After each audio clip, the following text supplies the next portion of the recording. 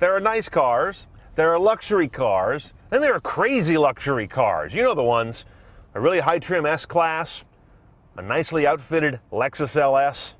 This guy, an Audi A8 long wheelbase W12. Let's check the tech and check how the other half lives.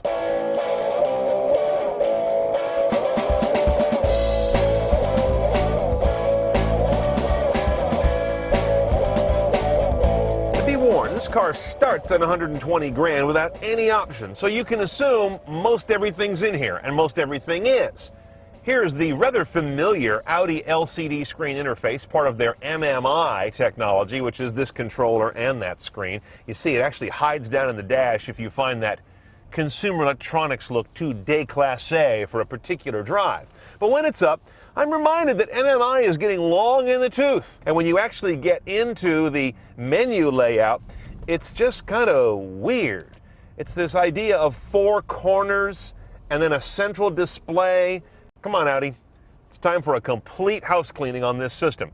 Now, also part of that MMI interface is the audio system. And on this car, it's AM, FM, Sirius satellite radio is included. There's a multimedia connector which will get your iPod hooked up as well as other portables. The basic audio system that comes with the car is a very nice premium Bose rig, 12 speakers and gajillion watts of power. But if you want more gajillion watts and more speakers, you pony up over $6,000 for the Bang & Olufsen rig. And the best part is you get this, the pop-up dispersion tweeters up there on the dashboard.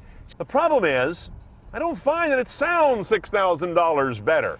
On Sirius, which is compressed, or local FM, which is noisy, I'll walk away from the B&O. CDs, it does bring out a whole lot more life and warmth, but you gotta feed it good food to get good stuff out of it. Your back seat folks get rear seat entertainment, of course, the way it should be done, 2 screens in the headrests. The problem is, if they want to change movies, you gotta pull over. The DVD drive for the rear is way in the rear, in the trunk. Oh, by the way, did you notice in the back between the seats, lift the little door there right behind your elbow, and yep, there's the refrigerator with the chilled glasses. There's even a separate manual for it. That's luxury. This is a very well trimmed out vehicle. And when they add a few inches to rear wheelbase, you really feel it. It doesn't just make a small difference, it makes a big difference when you stretch a floor pan for the backseat passengers. I mean, look at the luxury back there. That's absolutely amazing. Now, our car has a W12 engine. It's kind of an odd bird, to say the least. The way VW does a W12 is to have what looks like a common V-angle engine, but then on each side of the V, they double up the row of cylinders.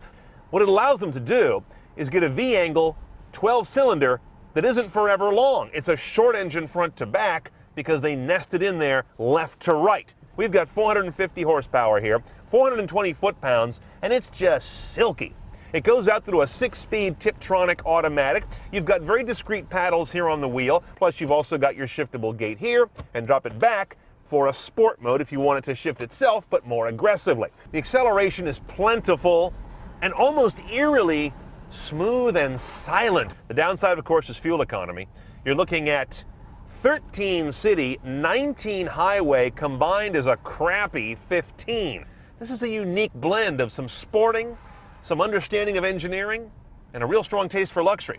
I just wish they could update the tech, and then thumbs up. Okay, if you promise not to faint, we can price our A8 L W12. Base